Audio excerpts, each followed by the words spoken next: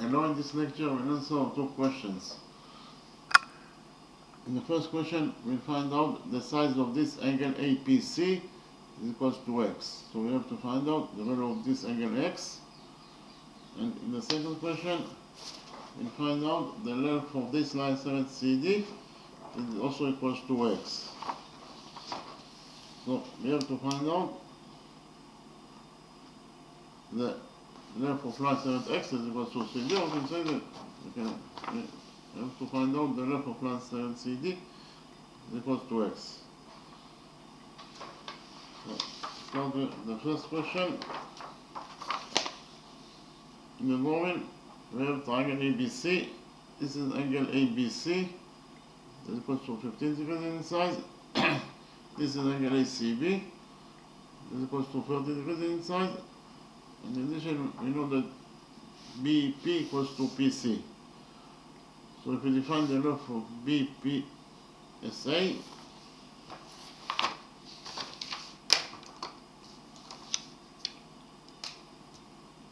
then the length of PC must be also equal to A because they are equal to each other according to what is given as the question. And again, our task is to find out the size of this angle X equals to angle APC. We have to find out the value of angle X. So first of all, we will extend side CA of this triangle ABC by a straight line.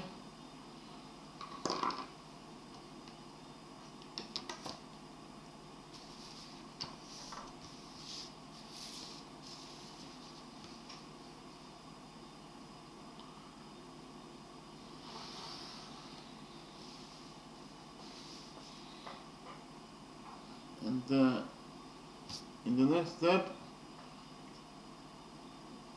at point B, we will construct angle which will be equal to 50 degrees in size in such a way that BA will be one leg of the angle that we will construct, and the other leg will create 15 degrees, this leg BA.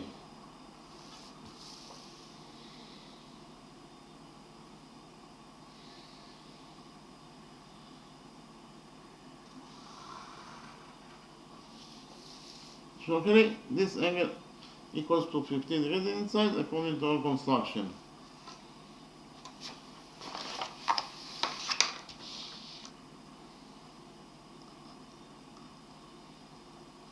In the next step, we will extend this leg by straight line until it touches the extended side CA.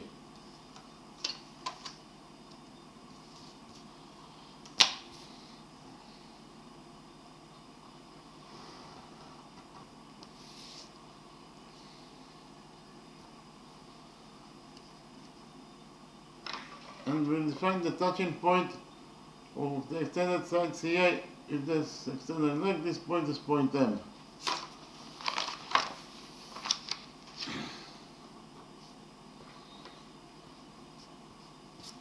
By doing this construction,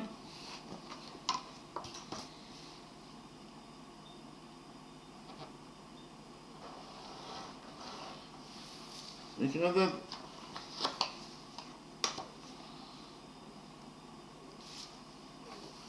the associated triangle MBC. Why triangle MBC is an associated triangle? Because of the fact that those two angles they are both equal to 30 degrees in the other, and therefore they are equal to each other. So here we can implement rule 20 on this associated triangle MBC. So repeat quickly on rule 20.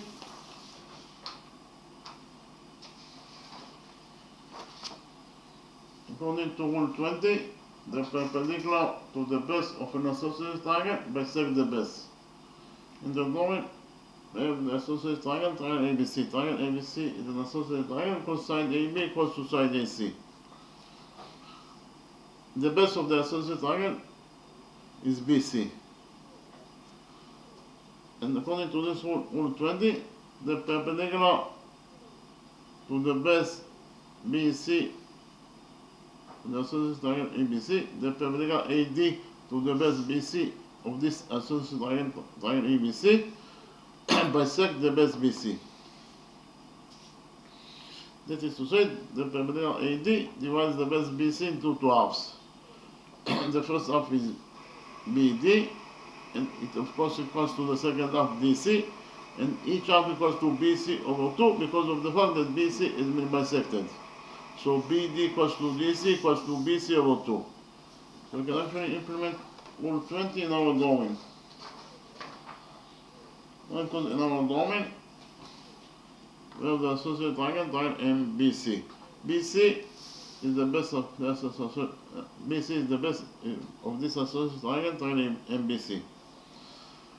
According to rule 20, the perpendicular from point M to the base BC bisect the base BC. And therefore, the perpendicular from point M to the base BC must touch the base BC at its midpoint. And the midpoint of the base BC is located at point P. Why the midpoint of the base BC is located at point P? Because of the fact that at point P, the base BC has been bisected. The first half is BP equals to A, and the second half of the base BC is PC, that is also equals to A. Therefore, the perpendicular to the base BC from point M must touch the base BC at point P and not in any other point.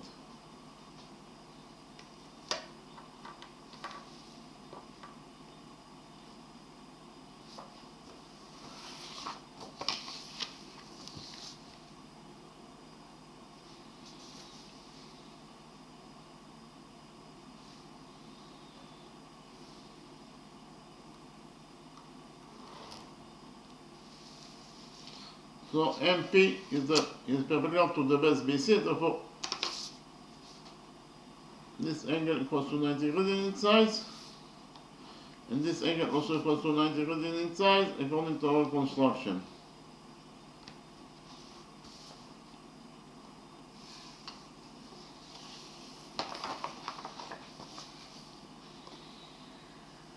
In the next step, we'll focus on this right triangle BMP.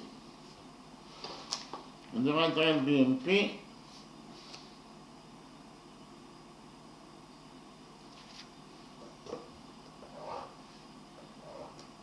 sinus 30 degrees equals to MP over MB.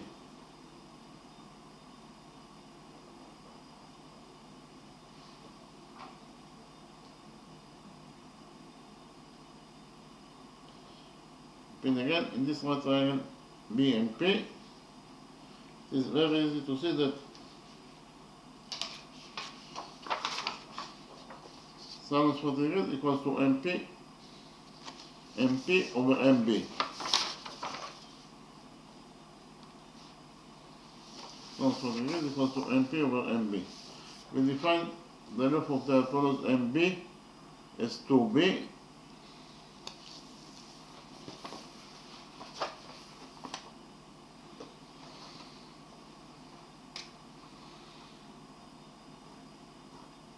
And therefore, sinus 40 degrees equals to MP over MB. So MB is 2B, so we substitute MB by 2B.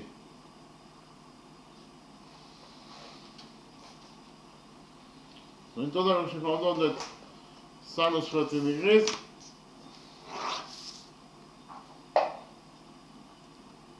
equals to MP over 2B.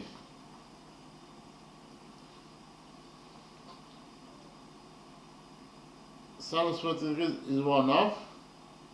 So we substitute sinus 40 degrees by 1/2. So 1/2 equals to MP over 2B. Here we multiply this equation by 2. And finally, we get that MP equals to 2B over 2. We have 2 in the numerator, 2 in the denominator, so 2 will get cancelled. and left only with B. So in total we should find out that MP equals to B.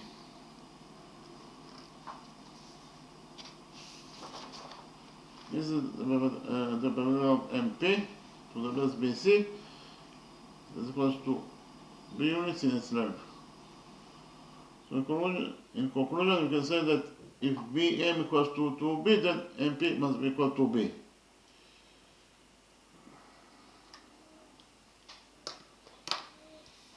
In the next step, we'll focus on the big associated triangle BMC. In this big associated triangle BMC, AB is the angle bisector of this triangle MBC.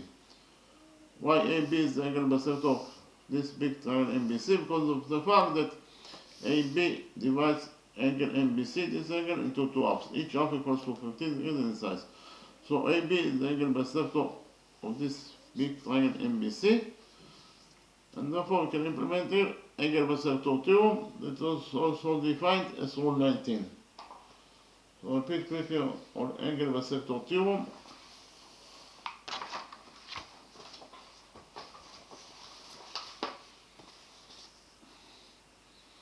According to angle bisector theorem, if AD is angle bisector of this triangle ABC, so we know that AD is angle bisector of this triangle ABC. That is to say, angle bisector AD divides angle BAC into two halves, each half equals to theta. And therefore, because of the fact that AD is angle bisector of this triangle ABC, angle bisector AD divides the sides of this triangle ABC proportionally. That is to say, BD over DC equals to BA over CA. Again, BD over DC equals to BA over CA. So, you can say that according to angle bisector theorem, if AD is angle bisector, of triangle ABC, then angle bisector AD divides the sides of triangle ABC proportionally. So we can implement Rule 19, that is also defined as angle bisector theorem, on our associated triangle MBC. Why? Because, as I already mentioned before, AB is the angle bisector of the big triangle BMC. And therefore, according to Rule 19, angle bisector BA divides the sides of this big triangle MBC proportionally. That is to say, MB over BC equals to MA over AC. But again, because of the fact that AB is the angle bisector of this triangle MBC, angle bisector AB divides the sides of this triangle MBC proportionally. That is to say, MB over BC equals to MA over AC. According to Rule 19, that is also defined as angle bisector theorem. So I write it down.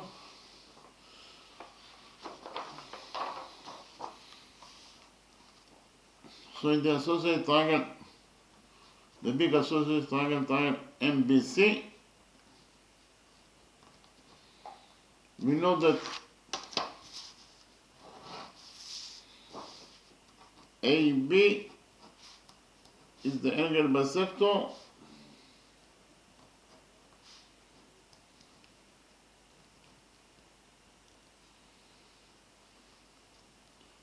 of triangle MBC. It is actually bisect angle MBC into two halves, each half equals to 15 degrees in size. And therefore, according to Rule 19, it is also defined as angle bisector theorem.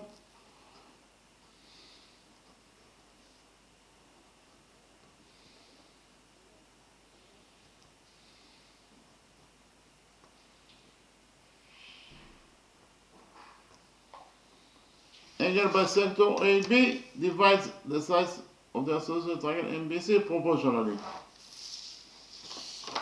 That is to say, MB over BC equals to MA over AC. MB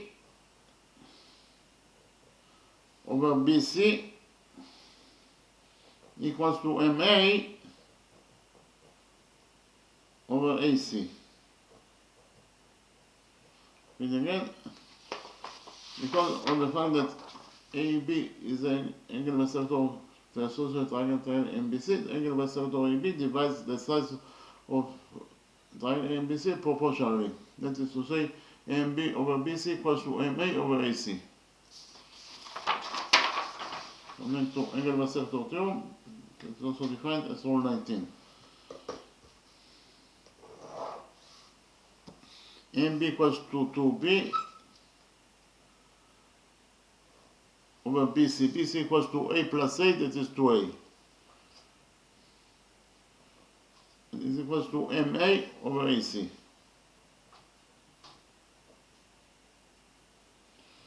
So in total, we should find out that according to angle bisector theorem, the following equation is true. 2B over 2A equals to MA over AC. We have 2 in the numerator, 2 in the denominator, so 2 get cancelled. So in this side of the equation, we left only with B over A equals to MA over AC. So I think now, in total, we should find out that according to angle bisector theorem, B over A equals to MA over AC. And again, found out actually that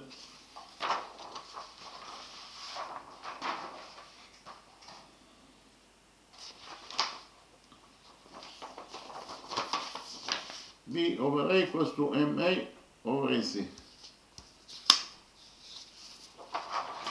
B over A equals to MA over AC. In the next step, we will focus on this right triangle MPC. In the right triangle MPC,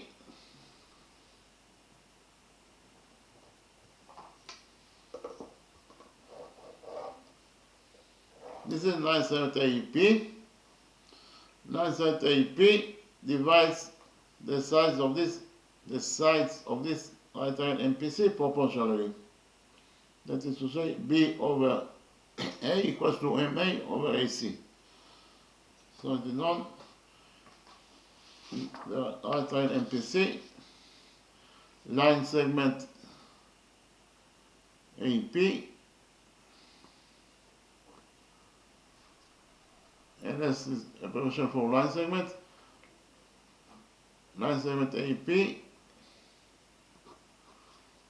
divides the sides of the right triangle MPC proportionally.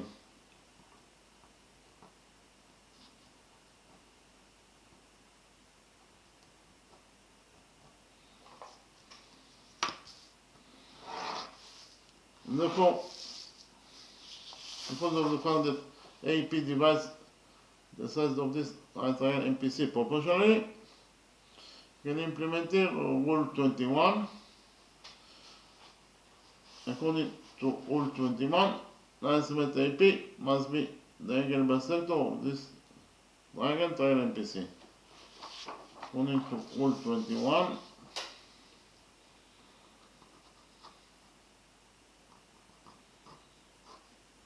line segment AP must be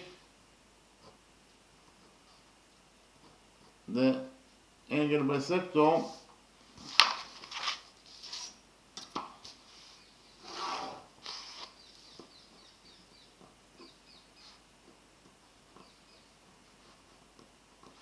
of the right triangle MPC.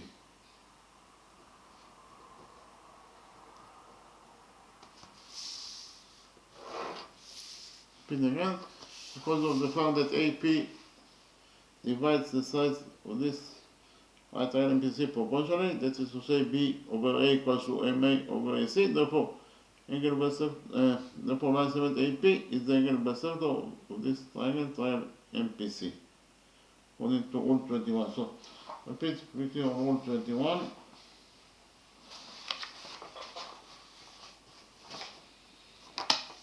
According to rule 21, if we know that BD over DC equals to AB over AC. That is to say, we know that line segment AD divides the size of this triangle ABC proportionally. That is to say, we know that BD over DC equals to AB over AC. Then, line segment AD must be the angle base length of this triangle ABC. So actually, this is rule 21, that is converse rule of angle base length theorem, that is rule 19. Why rule 21 is the converse rule of rule 19? Because of the fact that according to rule 19, if AD is angle base length of this triangle ABC, then angle base length of AD divides the size of this triangle ABC proportionally. The converse rule of rule 19 is rule 21. Rule 21 states that we know that angle bisector, we know that line segment AD divides the size of this triangle ABC proportionally, and therefore line segment AD must be the angle bisector of triangle ABC. So according to rule 19, if AD is angle bisector of triangle ABC, then angle bisector AD divides the size of this triangle ABC proportionally, and according to the converse rule for rule 19, that's rule 21, if line segment AD divides the size of this triangle proportionally, then line segment AD is the angle bisector of this triangle ABC. So rule 19 is the converse rule of rule 21. We can say that rule 19 is the angle bisector theorem, therefore rule 21 is the converse rule of angle bisector theorem.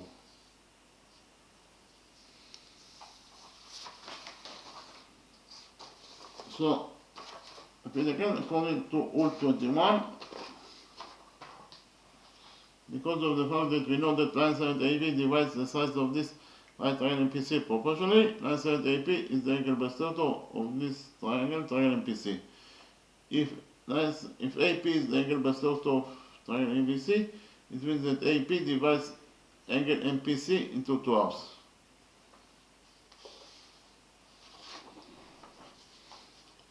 So, angle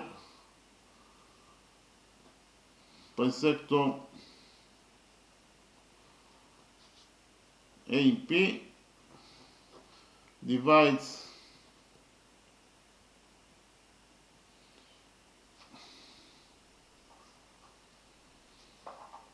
angle MPC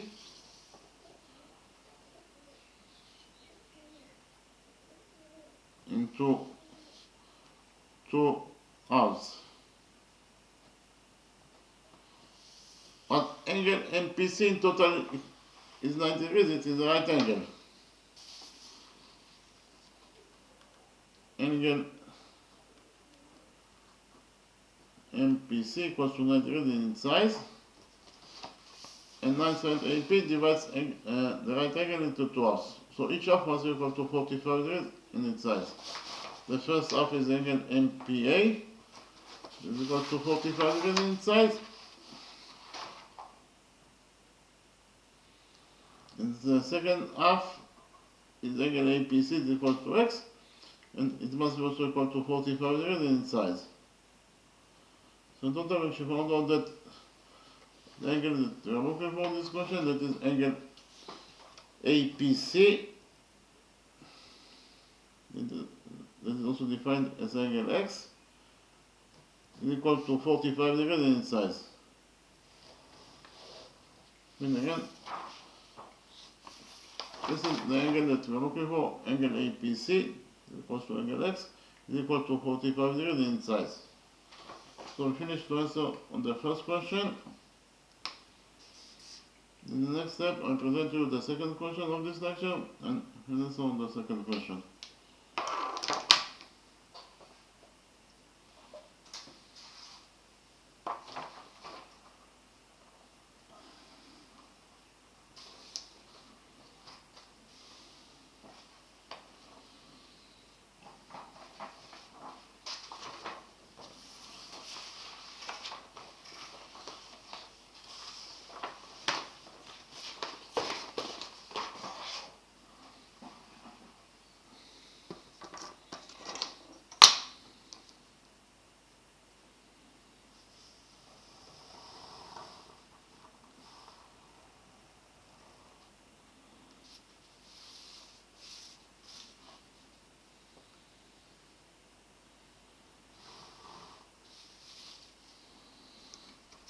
our test, in the second question, is to find out the length of this line 7 CD is equals to x. We can say that our task is to find out the length of line 7 x is equals to CD. So in the drawing, we have a semicircle. Point O is the center of the semicircle. This is line segment OE, this is equals to 5 units in itself. This is line segment EB, this is equals to 4 units in itself. Those two angles are both right angles. In addition, we know that CQ equals to PQ equals to QE. So if we define the length of PQ as A,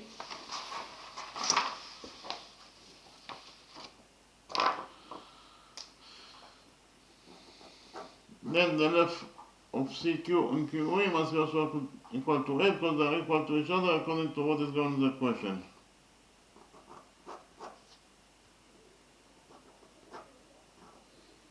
Repeat again, our task is to find out the length of this line segment CD is equals to x. We have to find out the value of line segment x. So first of all, we'll join point C and P together by a straight line.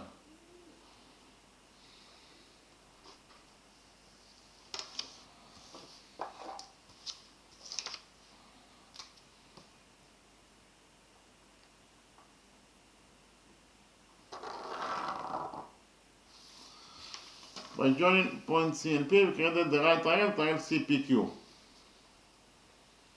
This is the right triangle CPQ. We have the rule that says in front of equal sides in the triangle, there are equal angles. Again, in front of equal sides in the triangle, there are equal angles. So in front of those two equal sides, those two sides are equal to each other, each of them equals to A.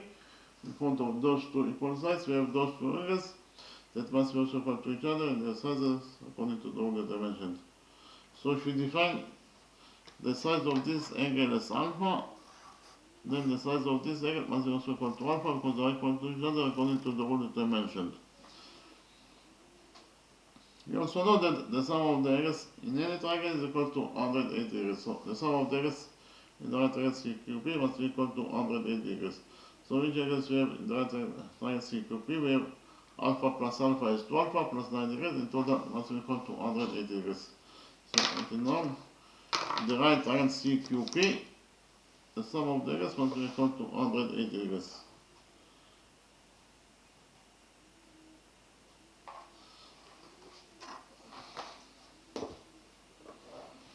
That is to say, 2 alpha plus 9 degrees.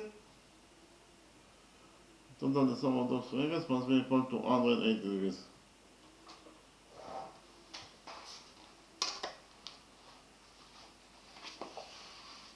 And again, in the right triangle CQP, the sum of the angles must be equal to 180 degrees. That is to say, 2 alpha plus 9 degrees must be equal to 180 degrees.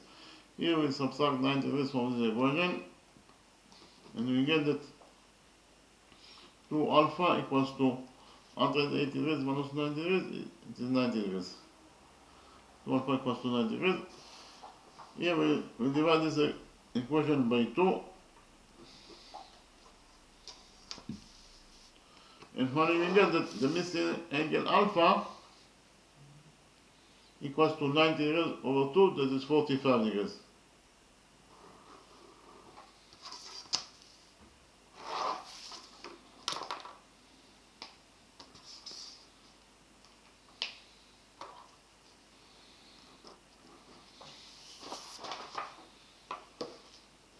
Those two angles they are both equal to alpha, and therefore each of them is equal to 45 degrees in its size. So I did now.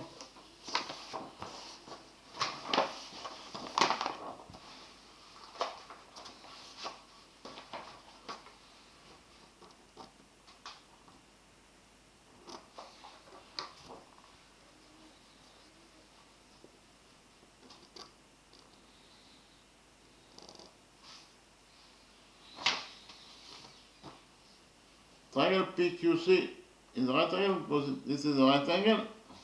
Triangle PQC is also an associated triangle because of the fact that those two sides are equal to each other. So we can say in general that any right angle that is also an associated triangle will always have three angles, three angles, that one of them is 90 degrees and the other 2 angles, each of them must be equal to 45 degrees in its sides. It's true for any isosceles triangle. This is also a right angle.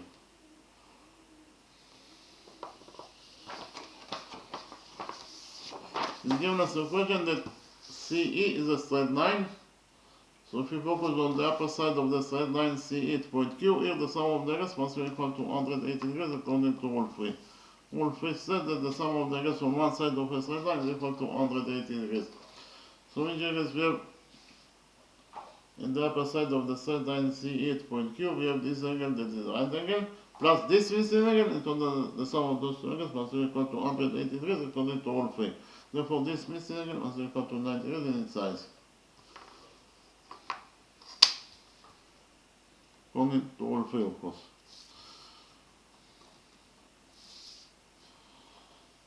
In the next step, we will join points P and D together by a straight line.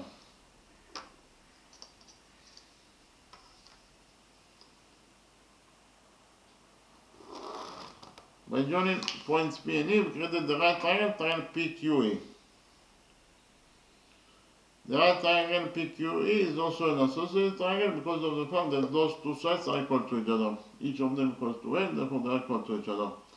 So what I mentioned before, when we have a right triangle that is simultaneously also an associated triangle, it will always add three angles. The first angle is the right angle, and the other two angles, each of them must be equal to 45 degrees in its size. Those two angles must be equal to 45 degrees in their sizes, each of them. Therefore, in any right angle, there is also an associated triangle.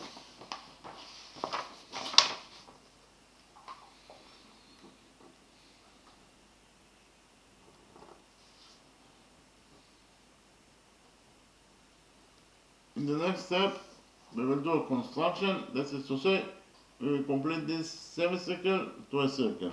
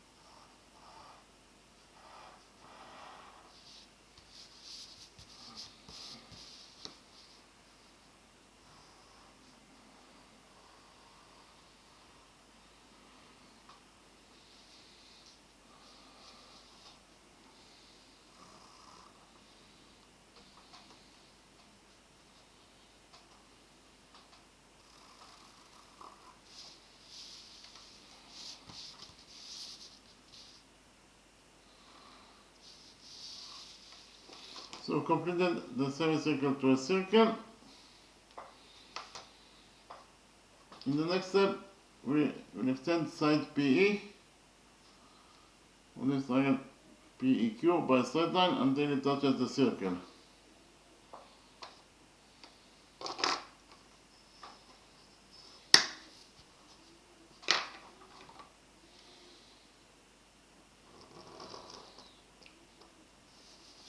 And we will define the touching point of the extended side PE with this circle. This point is point M. Likewise, we define the touching point of the extended side PE with this circle. This point is point N.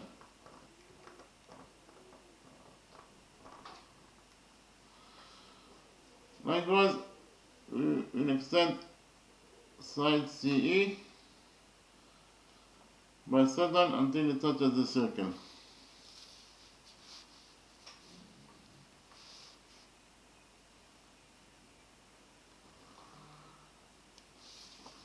And we define the touching point of the extended side CE with this circle. This point is point M.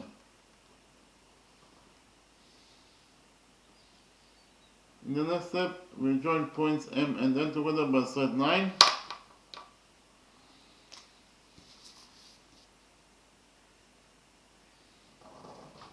And we'll also join point C and N together by side 9.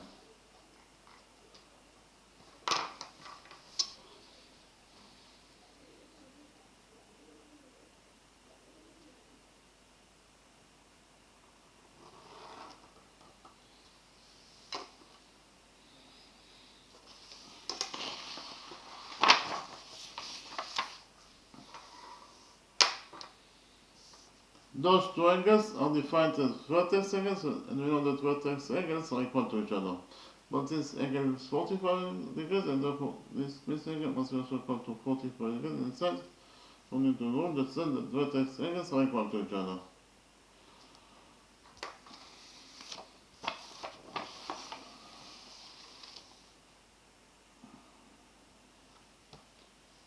When we are talking about those two vertex angles are equal to each other. This angle is 45 degrees, and therefore this angle must be also equal to 45 degrees in its size.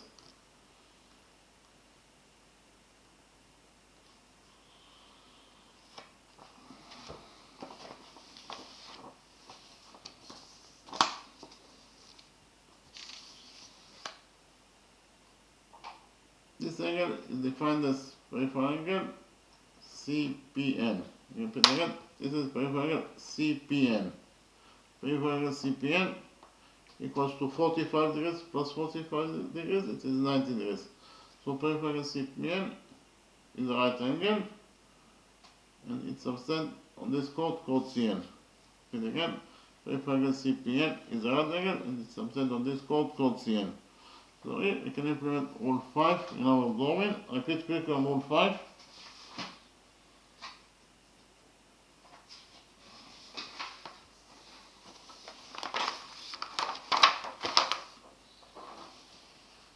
According to rule 5, any peripheral angle that is equal to 90 degrees inside must subtend on the diameter of the circle. In the drawing we have a circle. This is peripheral angle MAN. We know that peripheral angle MAN equals to 90 degrees in size. Therefore, according to this rule, rule 5, peripheral angle MAN must subtend on the diameter of the circle. Peripheral angle subtend on chord MN, and indeed chord MN is the diameter of this circle. Chord MN is the diameter of the circle. So according to rule 5, any peripheral angle that equals to 90 degrees in size, this peripheral angle must subtend on the diameter of the circle. So we can implement rule 5 in our drawing. Well, because in our drawing, this is peripheral angle CPN. Peripheral angle CPN equals to 90 degrees in size. Therefore, according to rule 5, peripheral angle CPN must subtend on the diameter of the circle. Peripheral angle CPN subtend on chord CN, and therefore, according to rule 5, chord CN must be the diameter of this circle. So, write it down. This is chord CN. This is the diameter of the circle according to rule 5.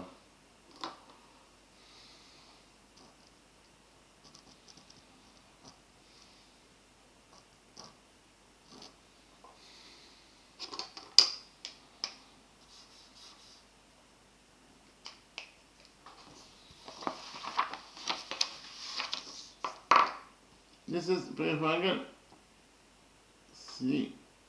this is peripheral angle CMN. Repeat again. This is peripheral angle CMN. Peripheral angle CMN. This is peripheral angle CMN. Subtend on the diameter of the circle. It's actually called CN. So we can implement here the converse rule of rule 5. According to rule 5, any peripheral angle that is equal to 90 degrees in size must subtend on the diameter of the circle. The converse rule of rule 5 is rule 7. According to rule 7, if a peripheral angle subtends on the diameter of the circle, then it must be equal to 90 degrees in size. So repeat quickly rule 7.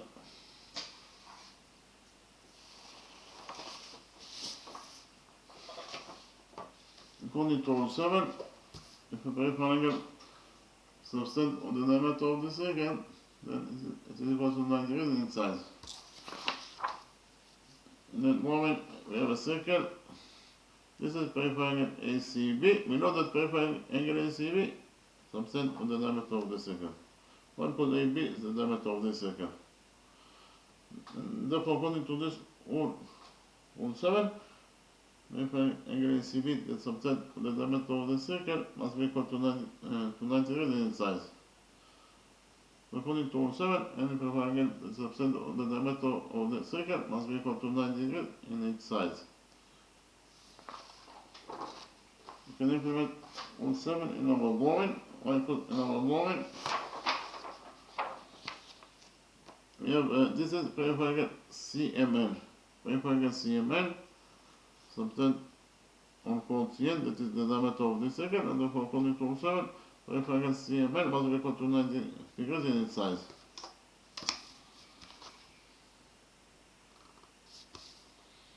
In this small triangle EMN, this angle equals to 45 degrees in its size, this angle equals to 90 degrees, therefore this first angle must be equal to 45 degrees in its size, according to the rule that says that the sum of the angles in any triangle is equal to 180 degrees.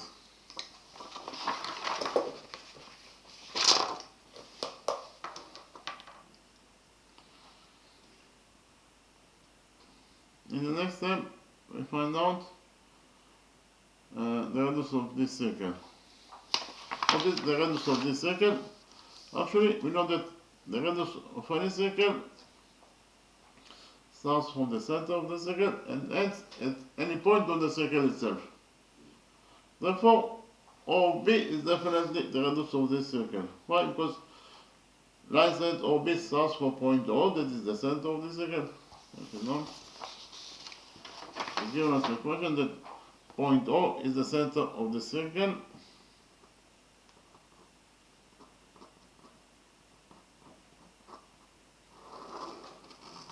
And again, line segment OB starts from point O, that is the center of the circle, and ends at point B, that is the point on the circle itself. Therefore, this is exactly the definition of a radius. Therefore, OB is the radius of this circle. What is the value of OB? OB equals to OE, that is 5, plus EB, that is 4. So OB in total equals to 5 plus 4, that is 9. So if you found out that the radius of this circle equals to 9 units in its length. So let it know. The radius of the circle equals to 9 units in its length.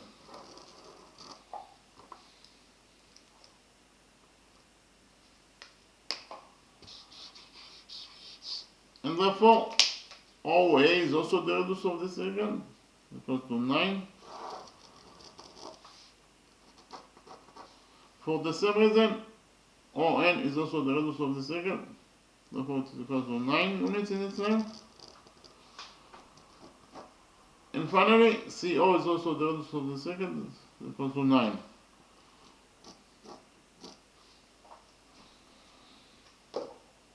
In the next step, we'll find out the area of this triangle, triangle COE. Repeat again, we'll find out the area of this green triangle, triangle COE. So what is the area of this green triangle, triangle COE?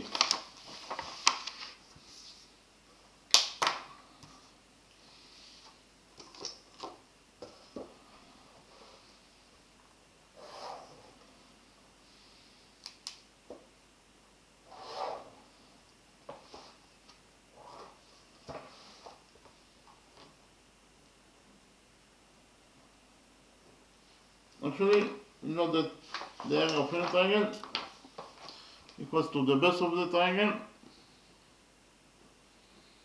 times the height to the base over 2. Therefore, the area of this triangle, the green triangle COE, equals to the base of the triangle. We choose the base of this green triangle COE is CO.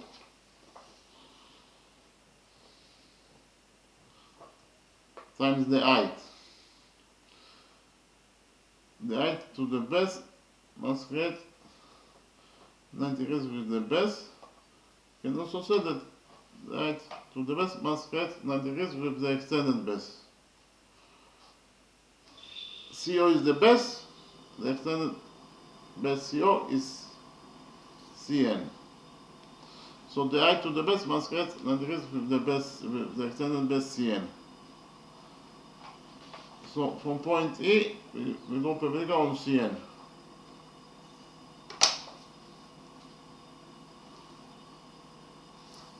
So actually, this angle equals to 90 degrees inside, and this angle also equals to 90 degrees inside according to our construction. We define the touching point of the perpendicular from point E and Cn. This point is point G.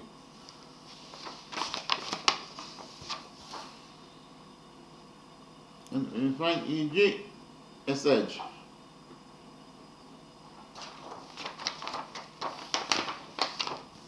Edge is definitely the height to the extended base Cn. Again, edge is definitely the height to the base Cn to the extended base Cn. Why? Because it's got 90 degrees with the extended base Cn.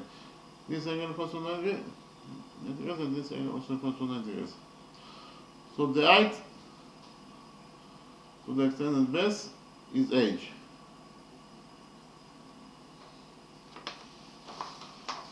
The height is h over 2.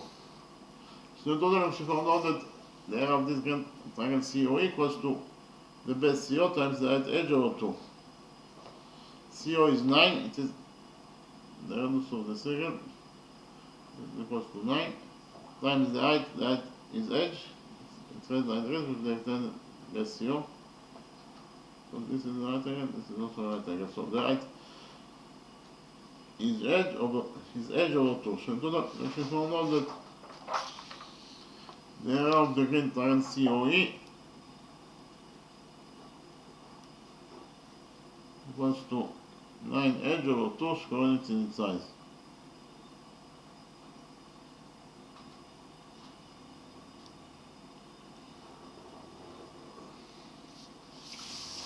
Likewise, we find out the area of this lower triangle OEN. So this is the area of this lower triangle OEN.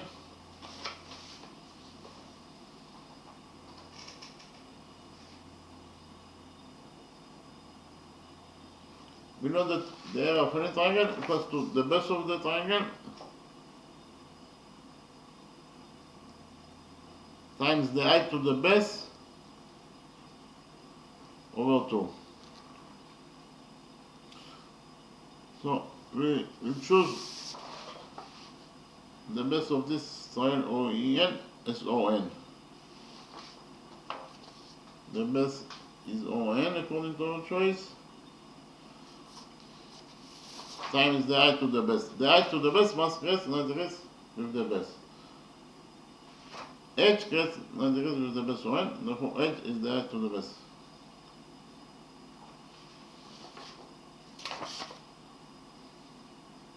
Over 2. So in total, we should know that the area of the lower triangle ON equals to ON times H over 2.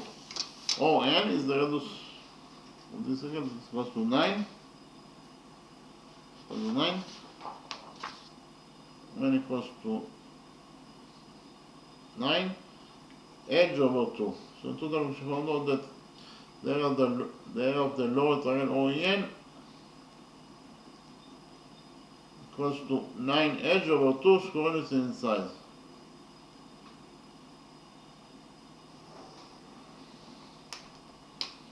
But the area of the green triangle COE also equals to 9h over 2. Therefore, the area of the green triangle COE equals to the area of the lower triangle OEN.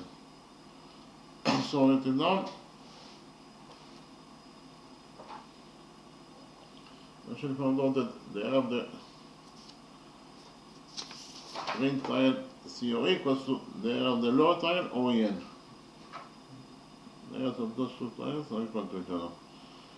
So write it down. We should find out that the area of the green triangle COE equals to the area of the lower triangle OEN.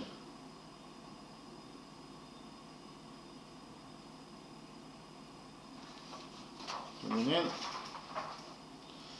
found out that the area of the green triangle COE equals to the area of the lower triangle OEN.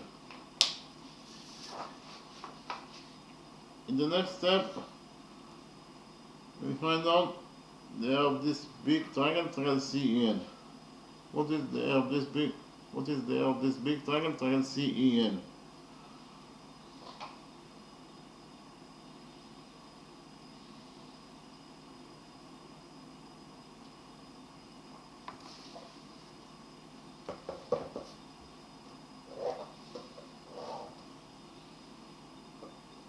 Actually, the area of the big triangle CN must be equal to the sum of the areas of the two components that it consists of. Repeat again. The area of the big triangle CN must be equal to the sum of the areas of the two components that it consists of. The first component that the big triangle CEN consists of is the green triangle COE. Therefore, the area of the first component is the area of the green triangle COE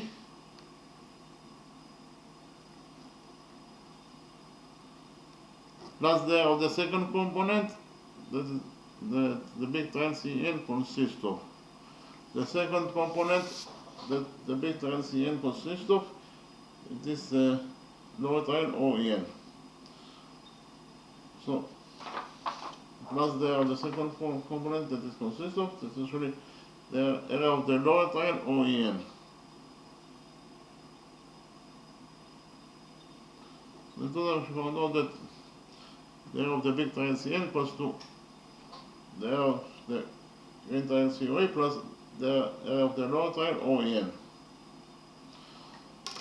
But we only found out that the area of the lower triangle OEN equals to the area of the green triangle COE. Therefore, we can substitute the area of the green triangle OEN by the area of the lower triangle OEN by the area of the green triangle COE because they are equal to each other. So in total, we get that the area of the big triangle CEN equals to the area of the green triangle COE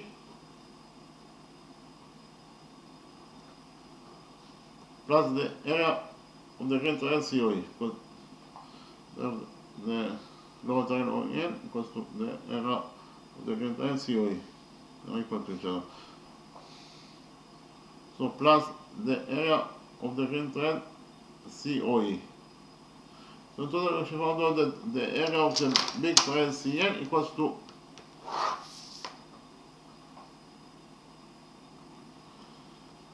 the area of the green triangle COE plus the area of the green triangle COE. That is to say, it is 2 times the area of the green triangle COE. So the area of the big triangle CN is twice as large, as the area of the green triangle COE. Here we will divide this equation by 2. And finally we get that the area of the green triangle COE is equal to the area of the big triangle CEN over 2. That is to say, the area of the green triangle COE is half of the area of the big triangle CEN.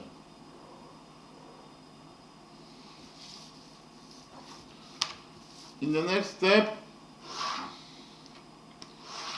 we'll find out the area of this big triangle CEN according to the rule that the area of any triangle equals to the base of the triangle times the height to the base over 2.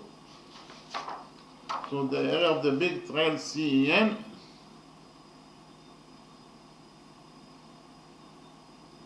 must be equal to the base of the triangle times the height to the base over 2.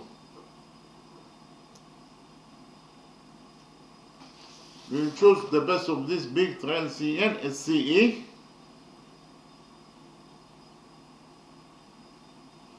Times the height to the base. The height to the base must get 90 degrees with the base, You can also say that the height to the base must create 90 degrees with the extended base. CE is the base. Again, CE is the base of the big triangle CN.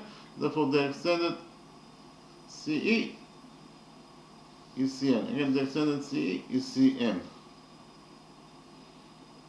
So, repeat again, the height to the base must create 90 degrees with the extended base CM.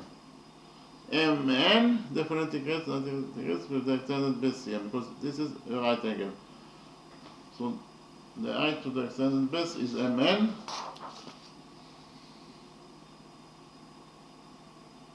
Over 2.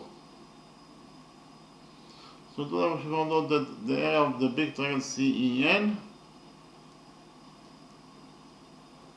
equals to CE times MN over 2.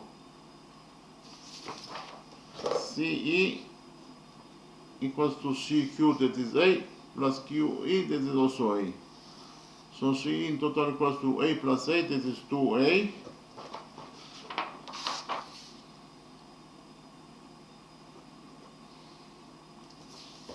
Times Mn. What is the value of Mn? We have the rule that says that in front of equal angles in the triangle there are equal sides. Again, in front of equal angles in the triangle there are equal sides. So in this right triangle EMN, in front of those two equal angles, we have those two sides that must be also equal to each other in their lengths. So if we define the length of side EM as B,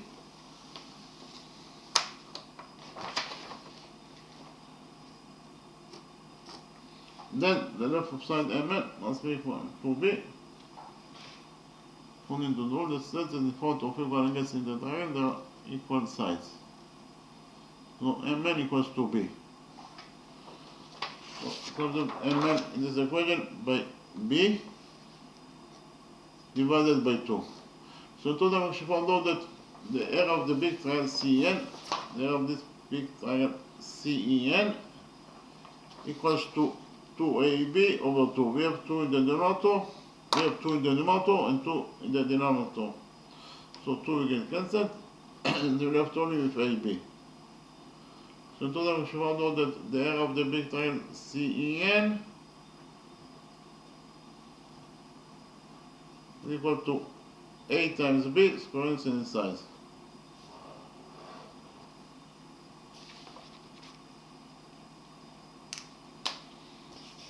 But we only found out that the area of the green triangle COE equals to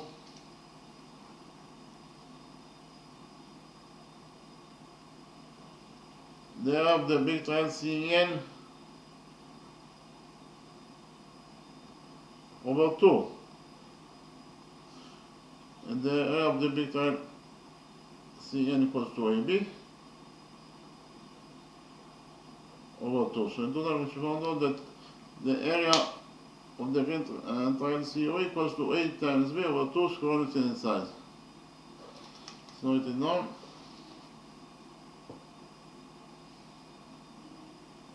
the area of the green triangle COE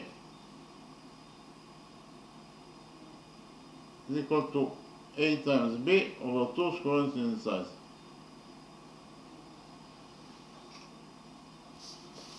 We have this green triangle COE equals to A times B over 2 square units in size.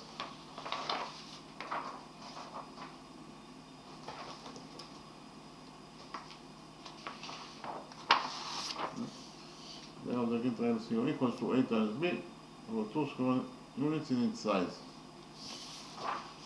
In the next step, we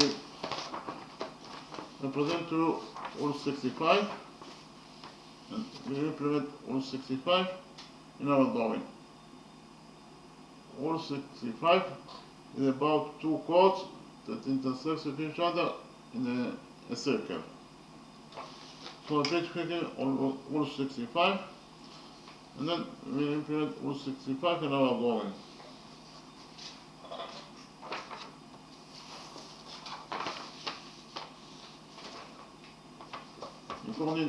First of all, Rule 65 is drawn in any circle. This is a circle that could be any circle. So in any circle, if chord AB intersects with chord CD at point O, then the following equation is true. AO times OB equals to CO times OD. Repeat again. If this is chord AB that intersects with this chord CD at point O. The intersection point between chord AB and chord CD occurs at point O. So in this domain, whenever we have two chords that intersect with each other, the following equation is true. AO times OB equals to CO times OD. Again, AO times OB equals to CO times OD. We can implement all 65 in our drawing. Why? Because in our drawing,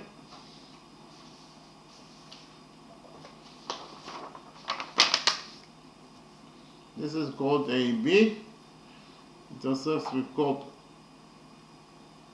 CM at point E. Again, chord AB intersects with chord CM at point E. The intersection point between chord AB and chord CM is at point E. So all the requirements for all 65 are satisfied, and therefore we can implement here all 65 in our drawing.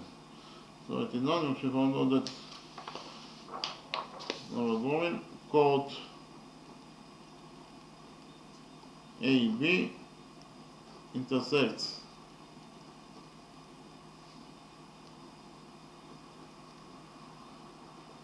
with chord CM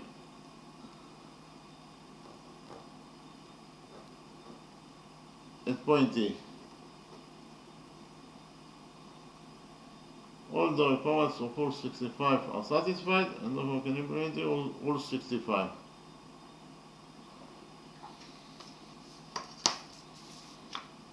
According to all 65, the following equation is true. AE times EB equals to CE times EM. Again, AE times EB equals to CE times EM. So, let it know. AE times EB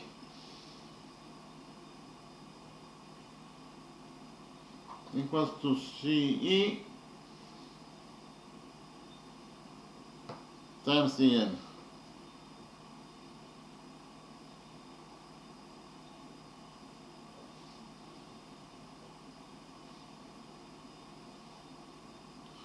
And again, according to all 65, the following equation is true. AE times EB equals to CE times EM. What is the value of AE? AE in total equals to AO. AO is the radius of the circle, that is equals to 9, times OE. OE equals to 5 units in itself, according to what is given as the question. So in total, AE equals to 9 plus 5, that is 14. AE equals to 14.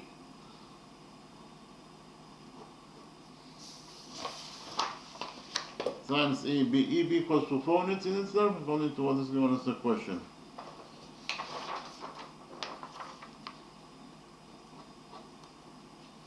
And it is equals to CE. C in total equals to CQ, that is A, plus QE, that is also A. So C in total equals to A plus A, that is 2A.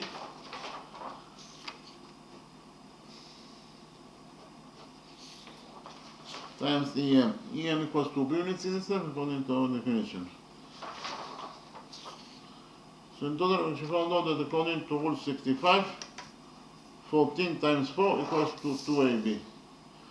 14 times 4 is 56, so 56 equals to 2AB.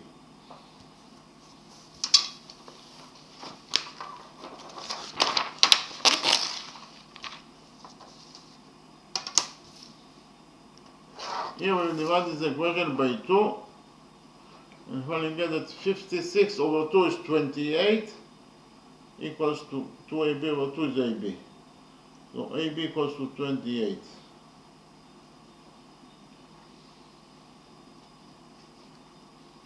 Actually,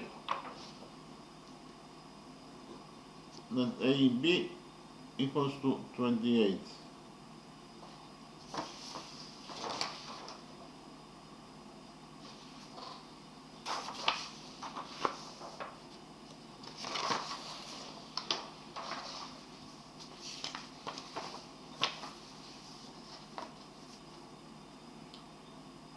But we already found out that the area of the big triangle CN equals to AB.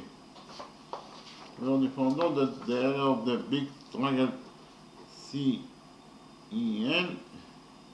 is equal to A times B squared in size. But we just right now found out that AB equals to 28, so we can write here that AB equals to 28. And so in this equation, we know that those two sides of the equation are equal to each other. The area of the big triangle CEN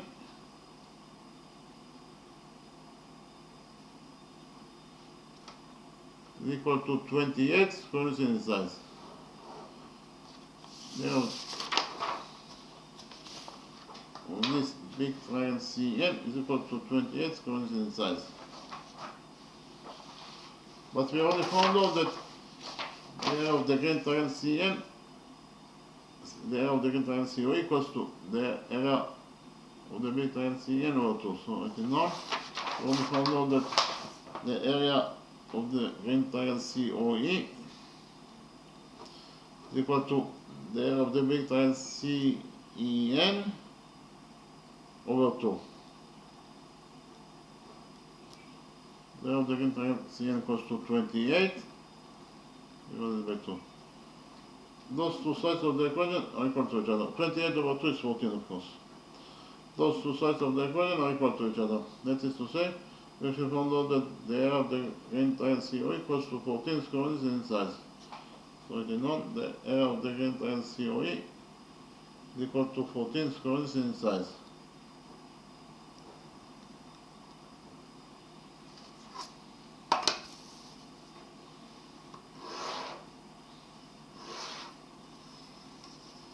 In the next step, we'll find out the area of this grand triangle COA according to the rule that says that the area of any triangle equals to the base of the triangle times the height over 2.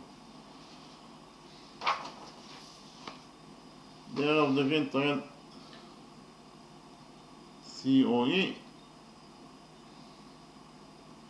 equal to the base of the triangle times the height to the base over 2.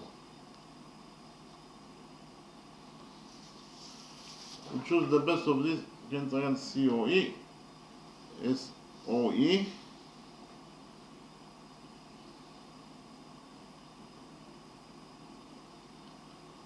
And the height to the base must get 90 degrees with the base.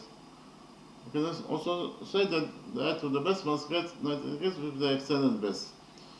The base is OE, or the base is EO, the extended base is EA. The extended base EO is EA. So the height to the base must get 90 degrees with the extended base EA. CD definitely creates 90 degrees with the extended base EA, because this is a right angle. Therefore, CD is the height of the base, the height of the extended base, AE. CD is the height over 2. O equals to 5 units in itself according to what is given as a question, times CD. CD equals to X according to what is given as a question. X is the line segment that we are looking for in this question. CD equals to X over 2. So in total we found out that the area of the grand triangle COE equals to 5x over 2 squared in size.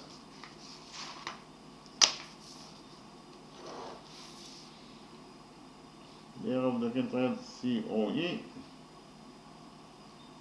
equal to 5x over 2 squared in size. But we only found out that the area of the grand triangle COE equals to 14 squared in size. So I can write here that the area of the grand triangle COE equals to 14 squared in size. Those two sides of the equation are equal to each other. That is to say 14 equals to 5x over 2.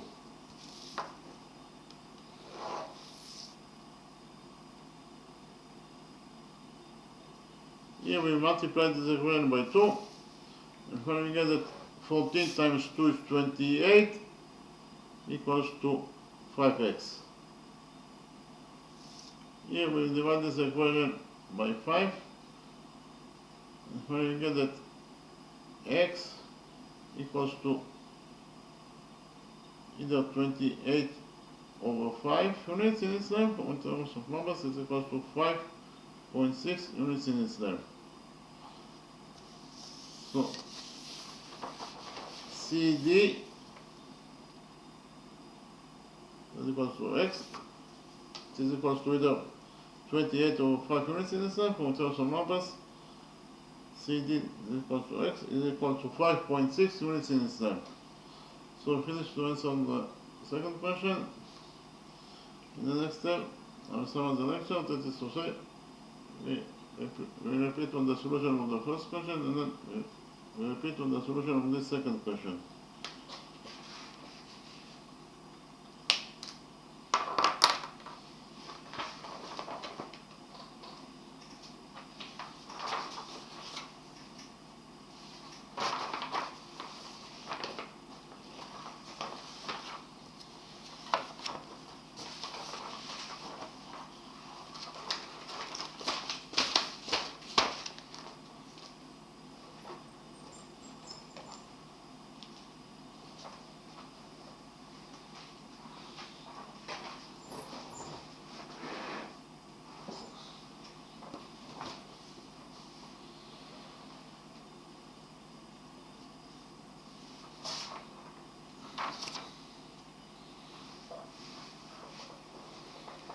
The first question, our task is to find out the size of this angle APC equals to x.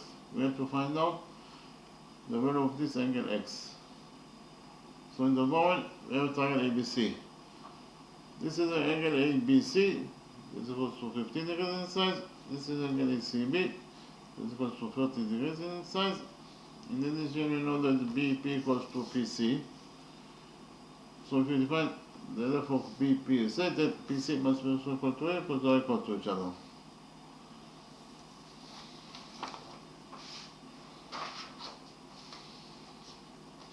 Repeat again. BP equals to PC equals to A. In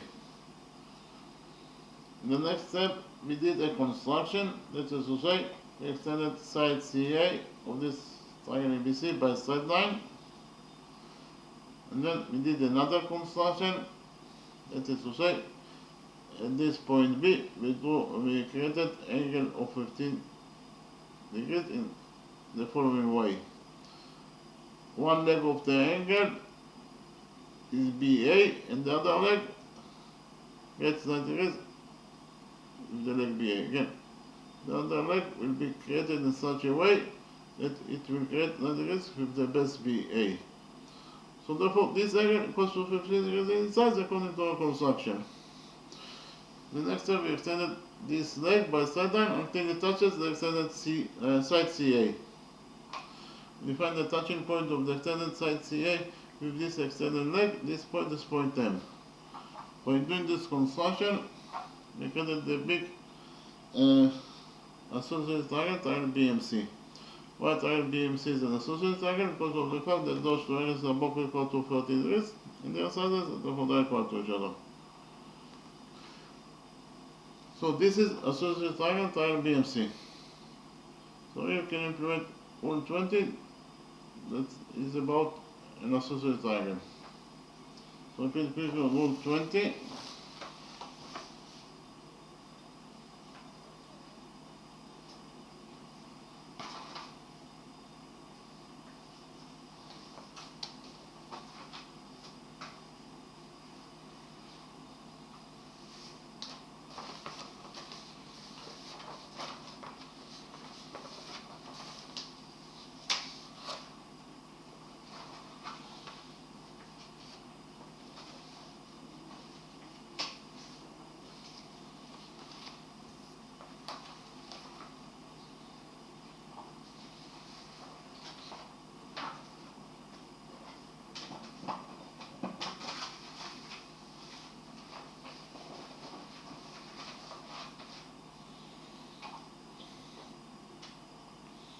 According to Rule 20, the perpendicular to the base of an associated triangle bisect the base.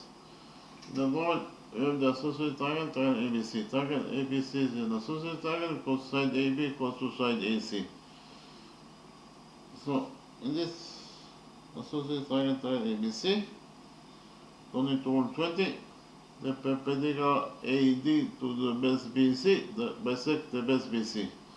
That is to say, it divides the base BC into two halves. The first half BD equals to the second half DC, and each half equals to BC over 2 because of the fact that BC has been bisected by the perpendicular AD. So you can say that the perpendicular AD to the base BC bisects the base BC. The first half is BD, it is of course equals to the second half DC, and each half equals to BC over 2. BD equals to DC equals to BC over 2. So I can actually implement Rule 20, this associated triangle, triangle BMC. BC is of course the base of this associated triangle, triangle BMC. According to Rule 20, the perpendicular from point M to the base BC bisect the base BC. The perpendicular from point M to the base BC must touch the base BC at point P. Why? Because of the fact that point P is the midpoint of the base BC. Why point P is the midpoint of the base BC? Because of the fact that at point P, the base BC has been bisected. The first half is BP, this is A, equal to the second half BC, PC, this is also A. Therefore, the perpendicular from point M to the base BC must touch the base BC at point P and not in any other point. Because BC has been bisected. So, this angle equals to 90 degrees, and this angle equals to 90 degrees according to our construction. So, in the next step, we focus on the right triangle BMP. We know that in this right triangle BMP, sin 30 degrees equals to MP over MB. And again, in the right triangle BMP, sin 30 degrees equals to MP over MB. We define the length of the hypotenuse AB as 2B. So, sin 30 degrees equals to MP over MB. MB is 2B. So, to that, we should find out that sin 30 degrees equals to MP over 2B. If we multiply this, we know that sin 30 degrees is 1 half, so 1 half equals to MP over 2B. Here we multiply this equation by 2 and finally found out that MP equals to 2B over 2. We have 2 in the numerator, 2 in the denominator, so 2 again cancel, the denominator with B. So in total, we found out that MP equals to B. The perpendicular MP to the base BC equals to B with its length.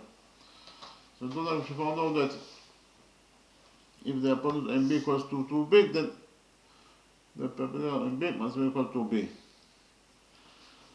In the next step, we focus on this big associated triangle, triangle BMC.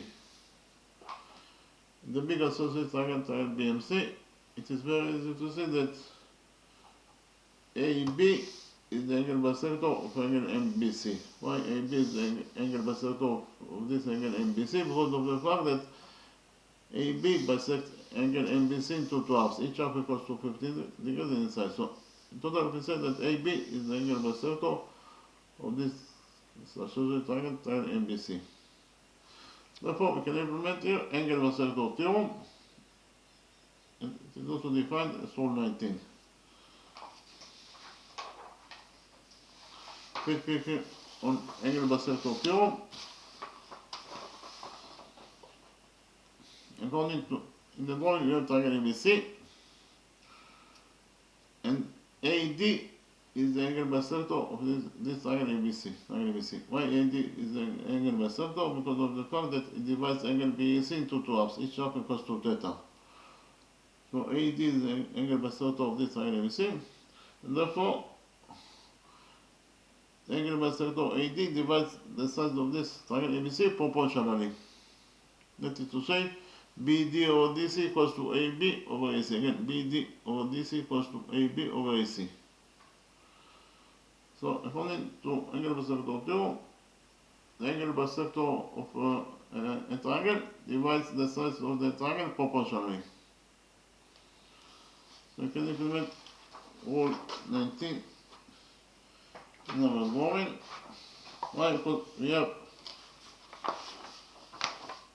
already found out that in the associated triangle BMC, AB is the angle bisector. Therefore, angle bisector AB divides the sides of this triangle BMC proportionally. This is to say MB over BC equals to MA over AC again. MB over BC equals to MA over AC according to angle bisector theorem. That is also defined as rule 19. And again, in the associated triangle MBC, AB is the angle bisector of triangle MBC. Therefore, according to rule 19, this is also defined as angle bisector theorem. Angle bisector AB divides the sides of triangle ABC proportionally. That is to say, MB over BC equals to MA over AC. MB over BC equals to MA over AC. MB is 2B. BC in total equals to A plus 8, that is 2A. It is equal to MA over AC. But again, if we found out that MB is 2B, BC is 2A, this is equals to MA over AC. So in total, if we found out that 2B over 2A equals to MA over AC. We have 2 in the numerator, 2 in the denominator, so 2 will get cancelled. So on this side of the equation, we have to leave B over A equals to MA over AC. And again, if we found out that B over A equals to MA over AC. The next step, we focus on this right triangle MPC. In the right triangle MPC, line segment AP bisects the sides of this right triangle MPC proportionally. That is to say, B over A equals to MA over AC.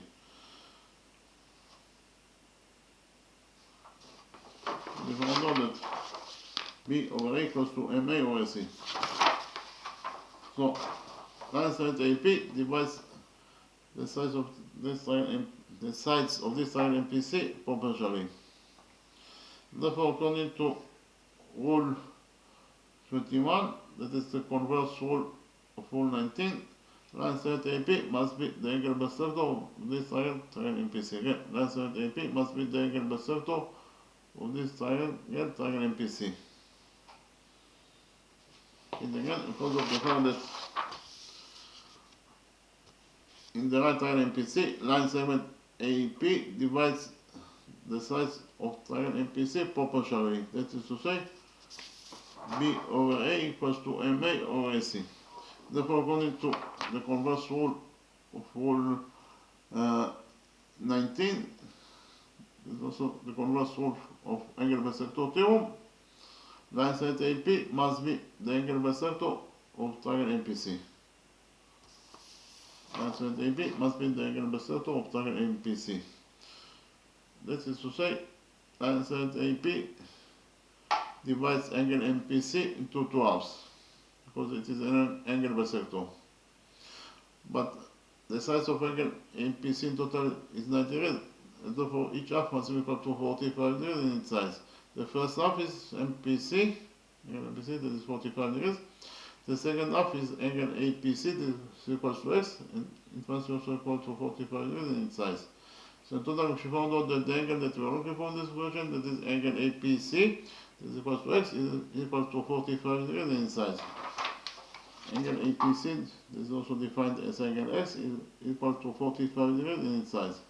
So we finished to repeat on the first question, and the next time we repeat on the solution of the second question.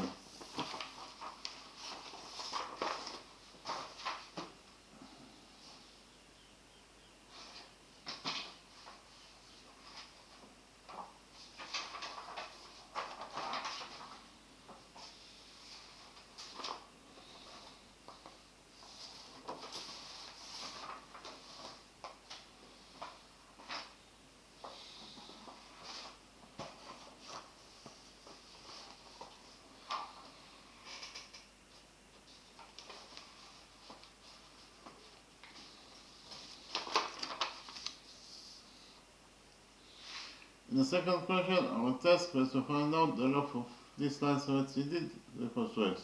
We can say that we have to find out the length of line segment x is equals to CD. So in the drawing, we have a semicircle. Point O is the center of this semicircle. This is line segment OE. This is equals to 5 units in its length. This is line segment EB. This is equals to 4 points in its length. This letter is letter B. You know that those two angles are both equal to 90 degrees in their sizes. In addition, you know that PQ equals to CQ equals to QE. So if we find the length of PQ is A, then CQ and QE must be also equal to A because they are equal to each other.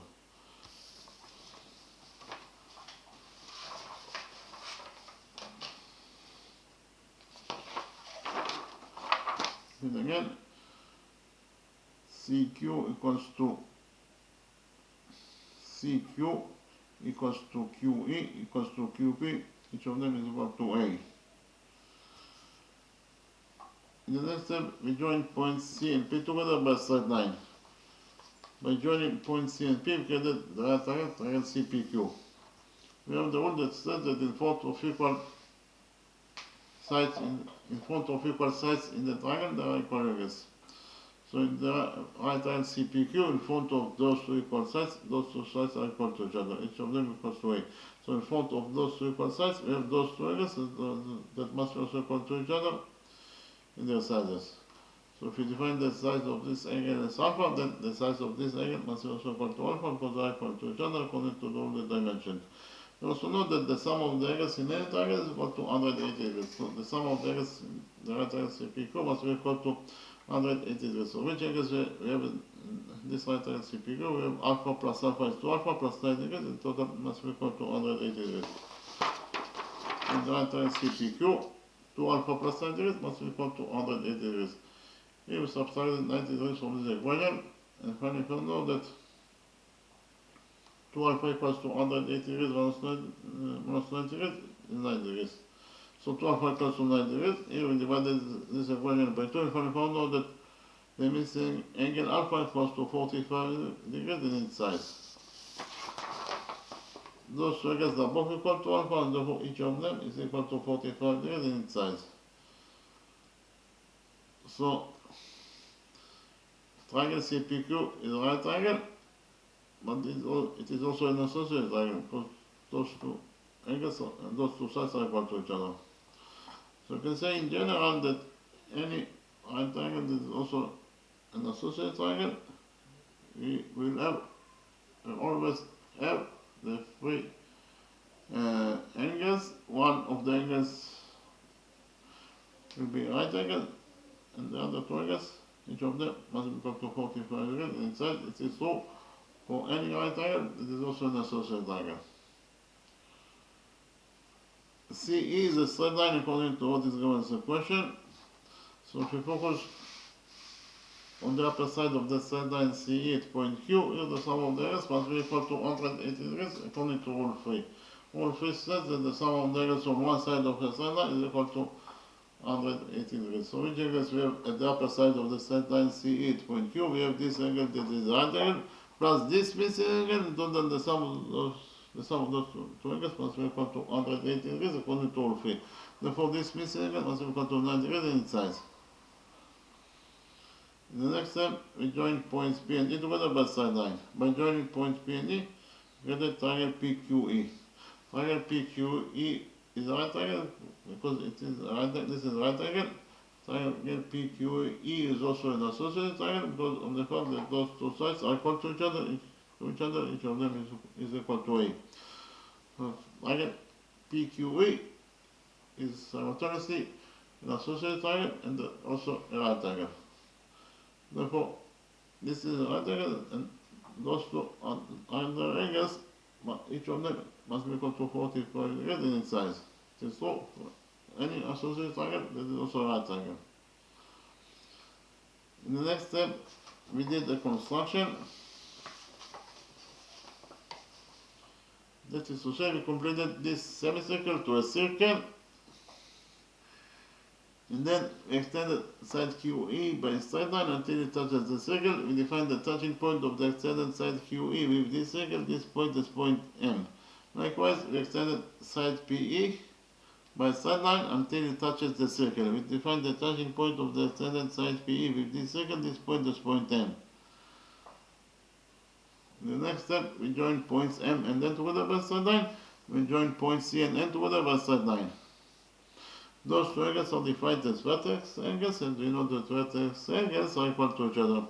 But this angle equals to 45 degrees, and therefore this angle must be also equal to 45 degrees inside. According to the rule, the set the vertex angles are equal to each other. So in this small right triangle EMN, this angle equals to 45 degrees, this angle equals to 90 degrees, and therefore this first angle must be equal to 45 degrees inside. According to the rule, that says that the sum of the angles in any triangle is equal to 180 degrees.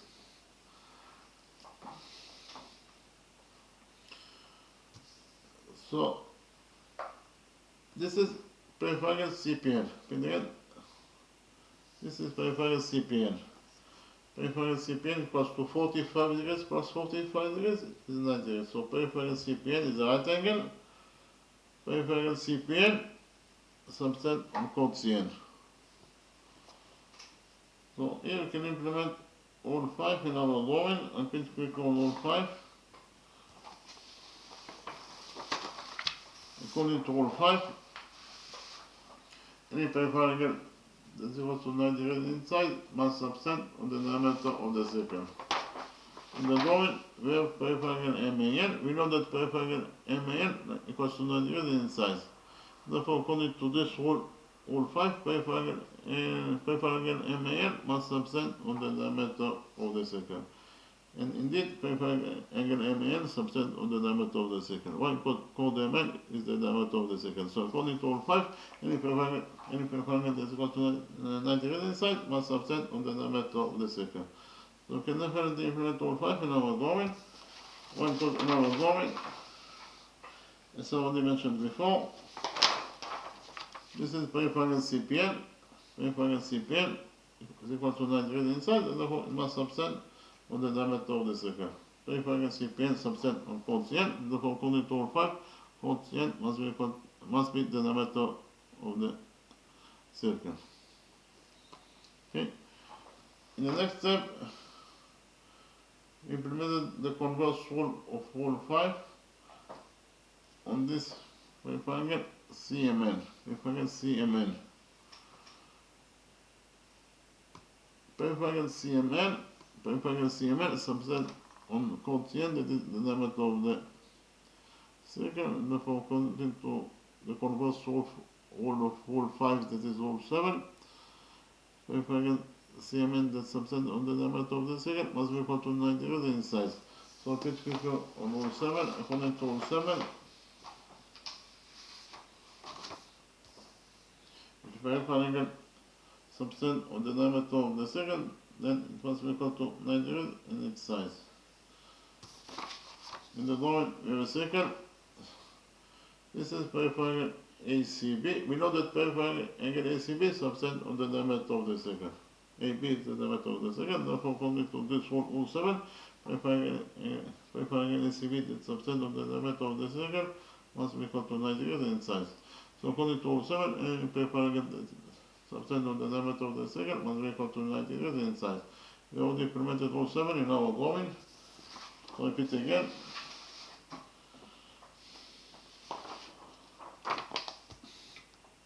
We know that peripheral angle CMN, this is peripheral angle CMN, subset on chord CN, that is the diameter of the circle. Therefore, according to rule 7, peripheral angle CMN must be equal to 90 degrees in size.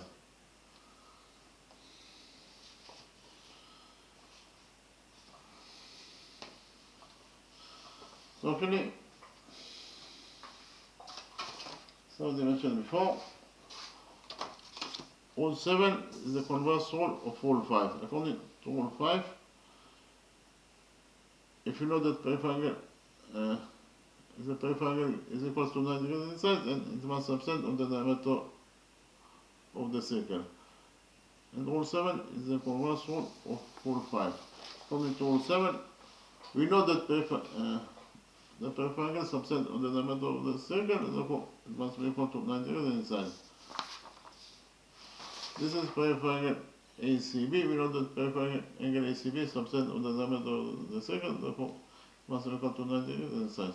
So, conclusion, we can say that rule 7 is the converse rule of rule 5.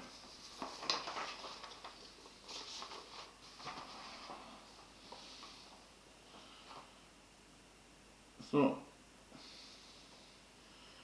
in the next step, we calculated what is the radius of this circle.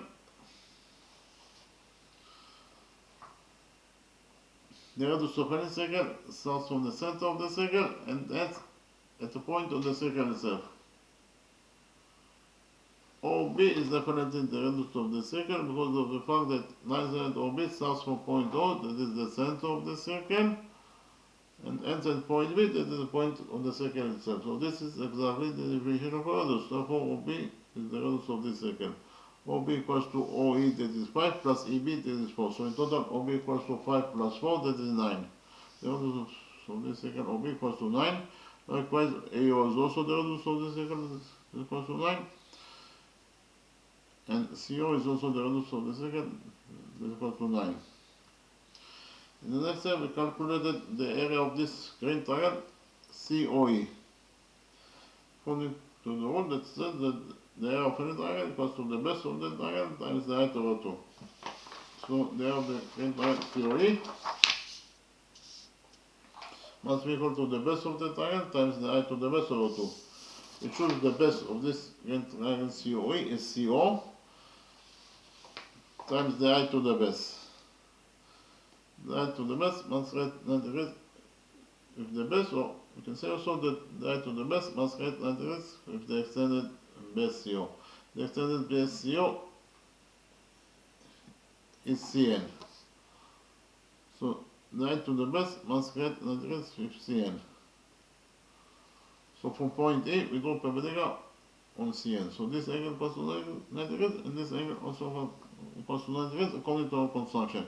We define the touching point of the perpendicular from point E and CN. This point is point G. Then we define the length of line segment EG as H. So H creates 90 degrees with CN. Therefore, H is the height to the extended base CO. In the green triangle, COE. So the base of the green triangle COE is CO, and the height to the base is H. The height to the base is H divided by 2. So in total, we found out that the area of the green triangle CO equals to CO times H over 2. CO is the radius of this circle, that is 9. So we substitute CO by 9, so in total, the area of the green triangle CO equals to 9H over 2. The area of this green triangle CO equals to 9H over 2 square inches in size. Likewise, we calculated the area of this lower triangle type OEN.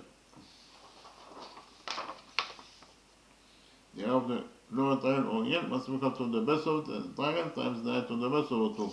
We choose the base of this triangle, lower triangle OEN, SON. The height to the base must create 90 degrees with the base. EG is equal to H, it definitely creates 90 degrees with the base ON. Therefore, the height to the base is H. So in total, we found out that the area of the lower triangle ON equals to the base ON times the height H over 2. ON is the radius of this circle, that equals to 9. So we substitute ON by 9 times H over 2. So in total, we found out that the area of the lower triangle ON also equals to 9 H over 2, exactly as the area of this green triangle OE is equal to 9 H over 2 square inches in size. Therefore, the areas of those two triangles are equal to each other. That is to say the area of the green triangle COE equals to the area of the lower triangle OEN.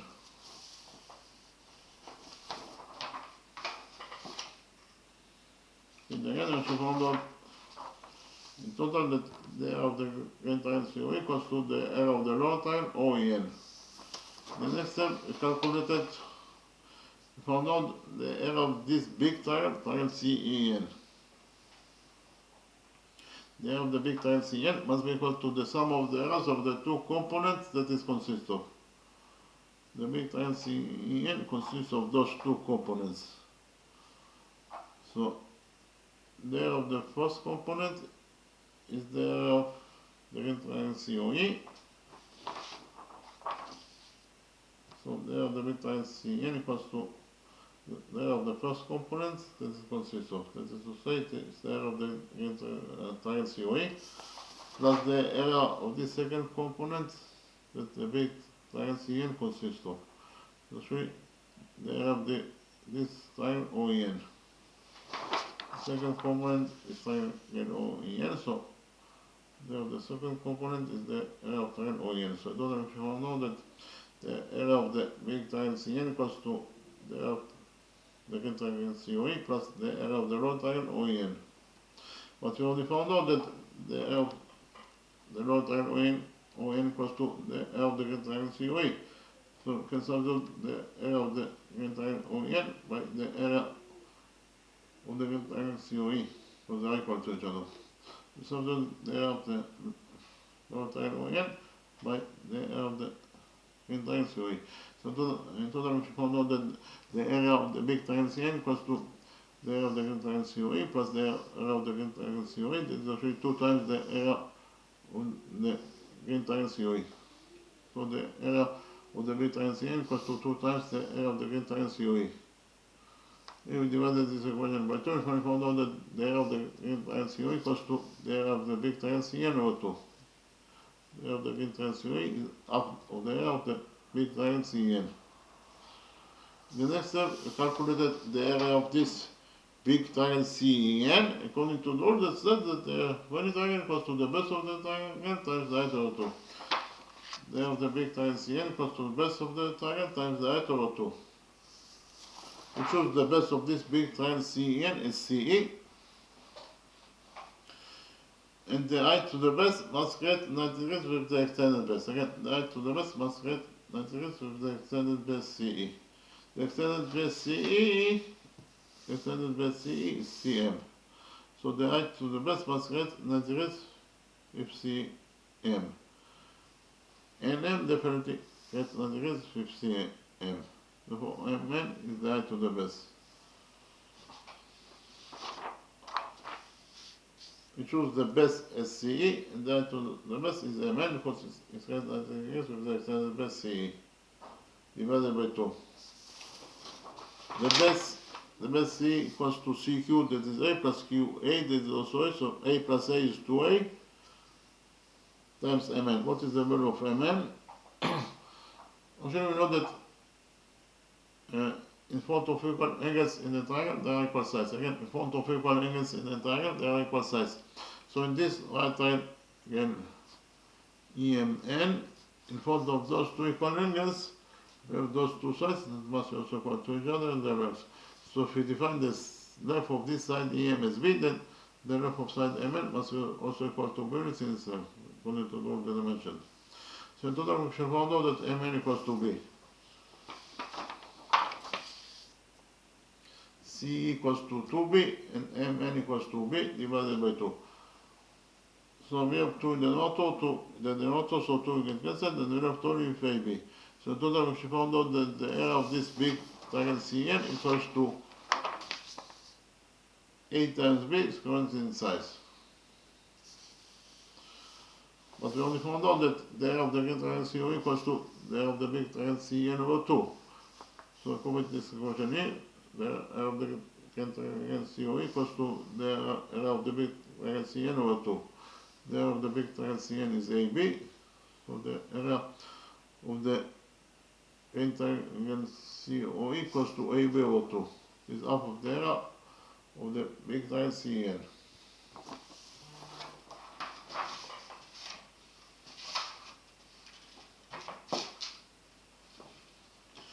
In the next step, we implemented Rule 65 in our drawing. So please click on Rule 65.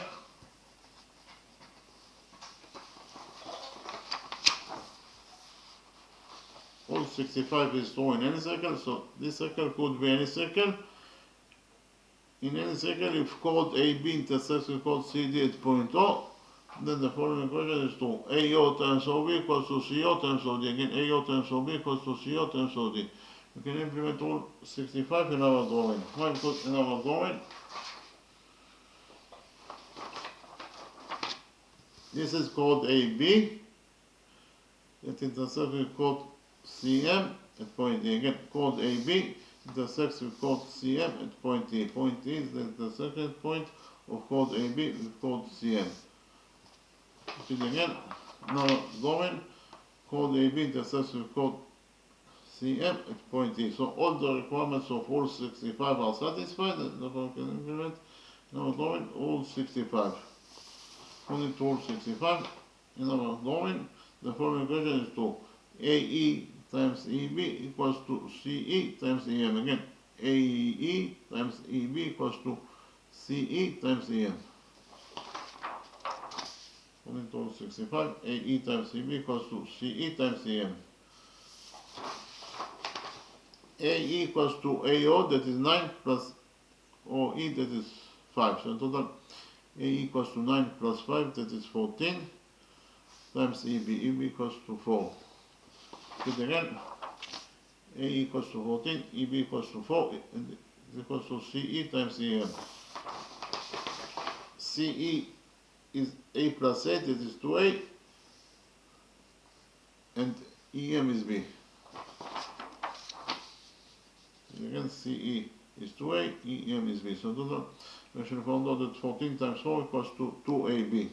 14 times 4 is 56, so 56 equals to 2AB. If we divided this equation by 2, we find out that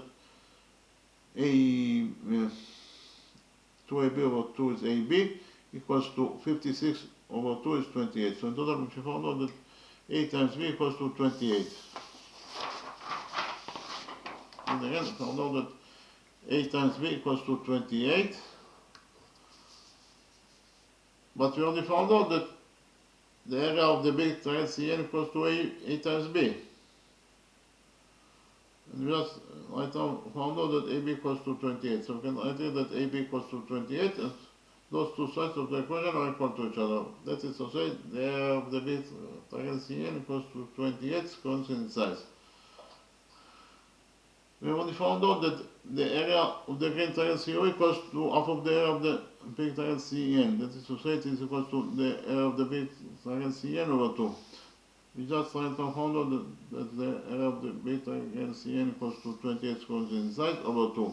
28 over 2 is 14. So in total, we should find out that those two sides of the equation are equal to each other. That is to say, the area of the green triangle COE equals to 14 units in size.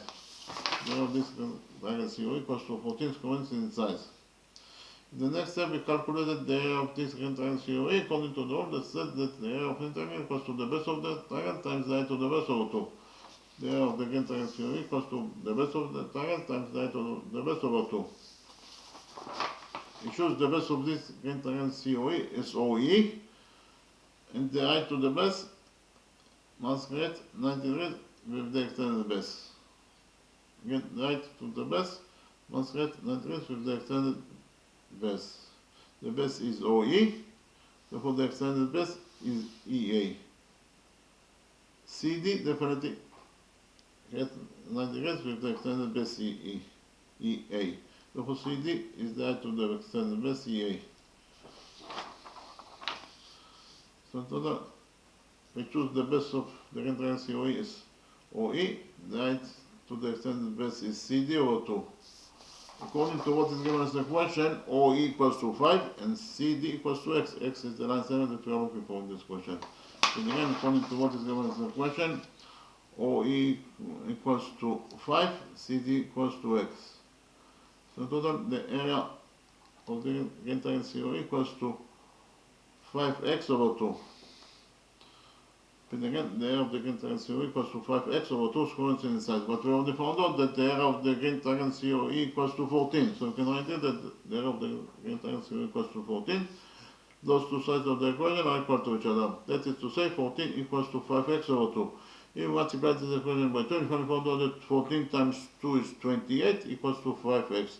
If we divided this equation by 5 and found out that x, that is 9/7 that we are looking for, equals to either 28 over 5 units in the step, or in terms of numbers, 28 over 5 is 5.6 units in the step. So we should find out in total that the length of sine 9/7 CD is equal to x.